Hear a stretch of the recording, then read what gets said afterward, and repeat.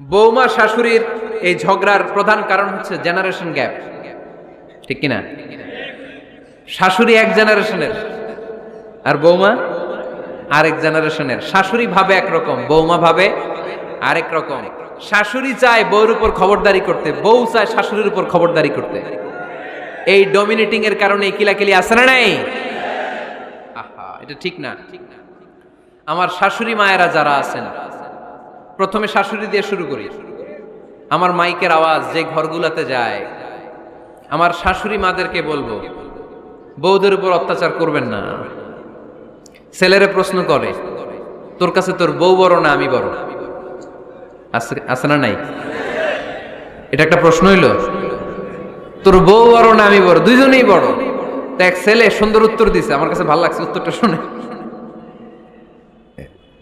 এক মা প্রশ্ন করছে, তোর এতদিন আমি লালন পালন করে বড় করলাম, জীবন যৌবন তোর জন্য শেষ করলাম, আজকে বউ পাইয়া বউ তোর আপন হয়ে গেল?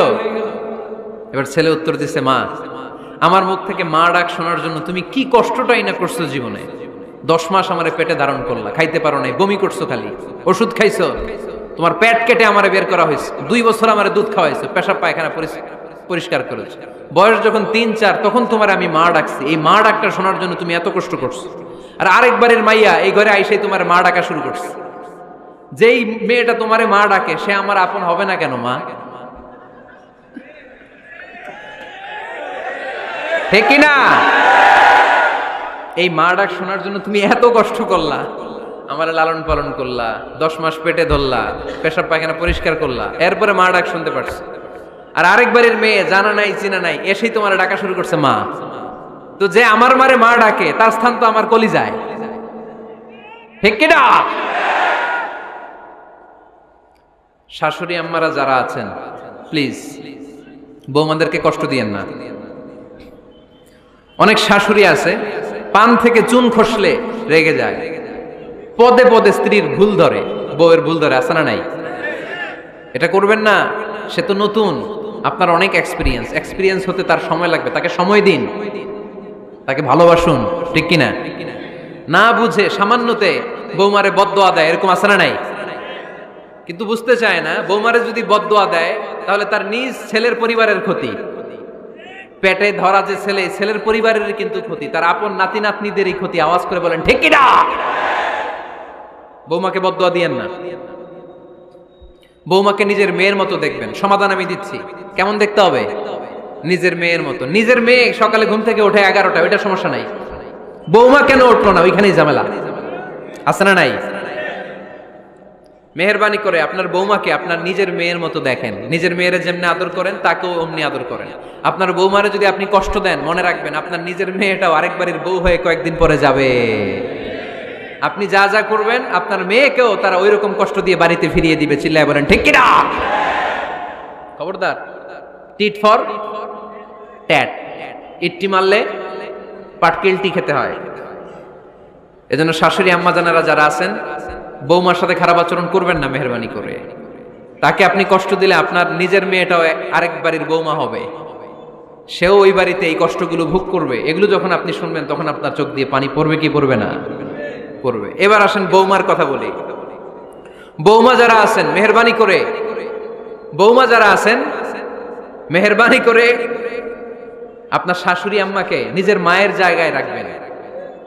আপনার বাড়ি ছেড়ে নতুন বাড়িতে আসছেন, তো এটাই তো আপনার বাড়ি। আপনার মা রেখে দিয়ে নতুন মা পাইছেন, এটাই তো আপনার মা। তো ওনাকে মায়ের জায়গায় বসাতে আপনার সমস্যাটা কোথায়? বৌমারা খেয়াল রাখবেন, আপনি আপনার শাশুড়ির সাথে যে আচরণটা করতেছেন, আপনার শেষ বয়সে আপনার ছেলের বিয়ে দেওয়ার পরে যে বৌমাটা আসবে ওই আচরণই আপনাকে ফিরিয়ে দিবে। The nature has its own return. প্রকৃতির একটা মাইর আছে, এটা শেষ মাইর, এটা শেষ খেলা। প্রকৃতির খেলা বড় খেলা। আপনি আপনার শাশুড়ির সাথে যে আচরণ করবেন, আপনার শেষ বয়সে আপনি একদিন শাশুড়ি হবেন, এটা মাথায় রাখবেন। ওই আচরণই আপনি ফিরে পাবেন। আওয়াজ করে বলতে হবে ঠিক কিনা? এজন্য 9 নম্বর পয়েন্টস হচ্ছে মিউচুয়াল রেসপেক্ট। সবাই যেন সবাইকে ভালোবাসি। দোষ ছাড়া মানুষ নাই, সবার দোষ আছে। আমরা যেন একে অন্যের দোষ না খুঁজি। বৌমারা, আপনাদের কেন যদি আমার মাইকের আওয়াজ যায়, অল্প কিছু টেকনিক অবলম্বন করলে আপনি আপনার শাশুড়ির মন জয় করতে পারবেন। শাশুড়িরা আসলে বেশি কিছু চায় না, আগের জামানার মানুষ তো, এদেরকে ওইভাবে হাত করতে হবে। মাঝে মাঝে একটু শাশুড়ির মাথায় তেল দিয়ে দেন, চুলে তেল দিয়ে দিবেন আর কি, মাঝে মাঝে চুল আশ্রয় দিবেন, এগুলো কিন্তু খুব পছন্দ করে শাশুড়িরা। ওনার প্রেশারটা একটু মেপে দিবেন, ডায়াবেটিক্সের ওষুধটা খাইলো কিনা সময় মতো খোঁজ নিবেন, কি পছন্দ করে খেতে একটু রান্না করে দিবেন। যেই বক্তার ওয়াজ শুনতে পছন্দ করে ওই বক্তার ওয়াজগুলো ডাউনলোড করে শাশুড়ি আম্মাকে দিবেন, ইসলামী বই দিবেন। দেখবেন বয়স্ক নারীরা মাহফিল যেতে খুব পছন্দ করে, ওয়াজ শুনতে খুব পছন্দ করে, নবীদের কাহিনীগুলো শুনতে পছন্দ করে। বসায় বসে একটু কাহিনীগুলো শোনাবেন। বাইরে বেরোলে জিজ্ঞেস করেন, আম্মা আপনার কিছু লাগবে কিনা। আরেকটা টিপস আছে, চুল যখন আশ্রাবেন আর শাশুড়ির মাথায় যখন তেল দিয়ে দিবেন, তখন অতীতের কথা জিজ্ঞেস করেন। দেখবেন অতীতের স্মৃতিতে হারিয়ে গিয়েছে আপনার শাশুড়ি। কি জিজ্ঞেস করবেন জানেন? জিজ্ঞেস করবেন, আম্মা জান, মুক্তিযুদ্ধের সময় আপনার বয়স কত ছিল?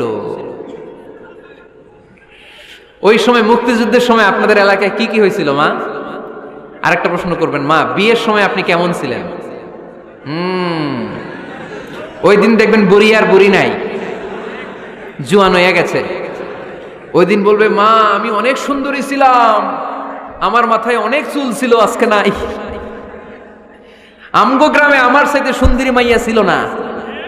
অতীতের স্মৃতিতে, স্মৃতি হাতরাতে হাতরাতে তিনি হারিয়ে যাবেন। জিজ্ঞেস করবেন যে, মা শীতকালে আপনাদের দেশে কি পিঠা বানাতেন আপনি যখন ছোট ছিলেন? আপনার বাপ চাচারা কি করতো? এগুলো জিজ্ঞেস করলে উনি স্মৃতির পাতা হাতরাতে হাতরাতে চোখ দিয়ে দাঁড় করে ওনার পানি ঝরতে শুরু করবে। আপনার জায়গায়, ওনার হৃদয়ের মনি কোঠায় এমন জায়গায় পৌঁছবে, আপনার ছাড়া উনি কিছুই বুঝবে না। বৌমারা, এই অল্প কিছু টিপস অবলম্বন করে আপনারা আপনাদের শাশুড়ির মনকে জয় করতে পারেন।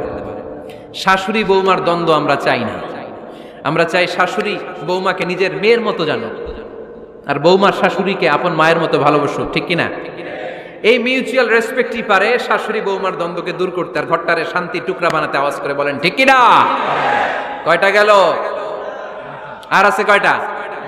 দোয়া করবেন একে অপরের জন্য। দোয়া, সাইয়েদনা ইব্রাহিম ফ্যামিলির জন্য দোয়া করতেন, রব্বি জাআলনি মুকিমাস সালাতি ওয়া মিন যুররিয়াতি রব্বানা ওয়া তাকাব্বাল দুআ। ও আল্লাহ, আপনি আমারে নামাজ কায়েমকারী বানান, আমার কলিজার টুকরা সন্তান ইসমাইলকেও নামাজ কায়েমকারী বানান। আমার দোয়াটা আপনার দরবারে আপনি কবুল করে নেন। সুবহানাল্লাহ পড়েন। রব্বানা ইন্নী আসকানতু মিন যুররিয়াতি বিওয়াদিন গায়রি যী যারইন ইনদা বাইতিকাল মুহাররাম।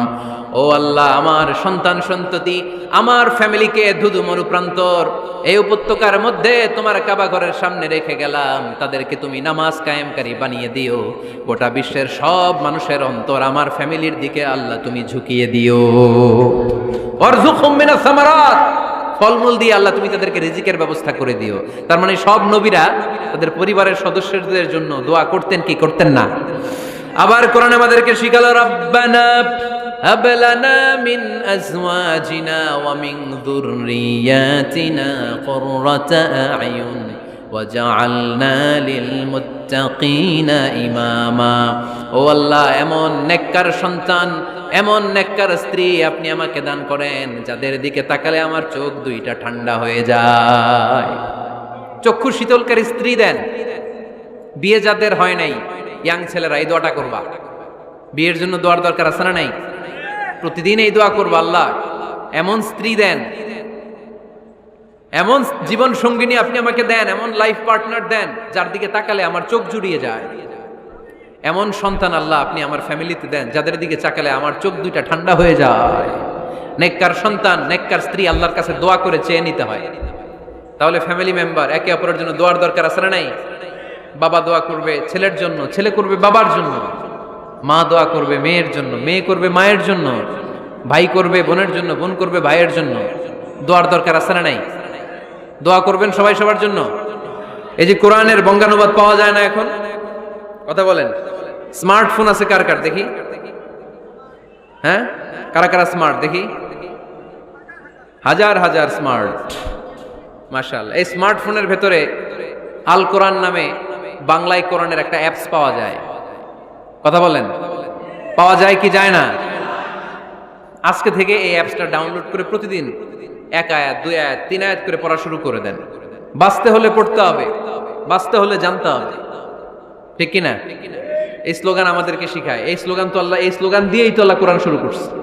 ইকরা বিসমি রাব্বিকাল্লাযী খালাক। বাঁচতে হলে জানতে হবে, বাঁচতে হলে পড়তে হবে, পড়ার কোনো বিকল্প নাই। আওয়াজ করে বলেন ঠিক কিনা? সুজানগরের রায়েরা, মোবাইলের অ্যাপসের ভিতরে আমরা কোরআন রাখতে রাজি আছি তো সবাই? হাদিসের অ্যাপস ডাউনলোড করতে রাজি আছি তো? বাস রাজি আছি, ডাউনলোড করে রাইখা দেবো, আর কেউ পড়বো না নাকি? হ্যাঁ, প্রতিদিন একটা আয়াত হলেও যেন আমরা পড়ি। আল্লাহ যা বলা দরকার সব বলে দিয়ে গেছে, নতুন করে আর কিছু বলবে না। আমরা যেন পড়াশোনা করি, আমরা যেন একটা পাঠাগার বানাই। আবারও কখনো আসার সুযোগ হলে আমি জিজ্ঞেস করবো, যদি আমার মনে থাকে যে আপনাদের পাঠাগার আছে কার কার ঘরে, সেদিন সবার হাত তুলতে হবে। এমনি পারা যাবে তো? আল্লাহ তুমি তৌফিক দাও।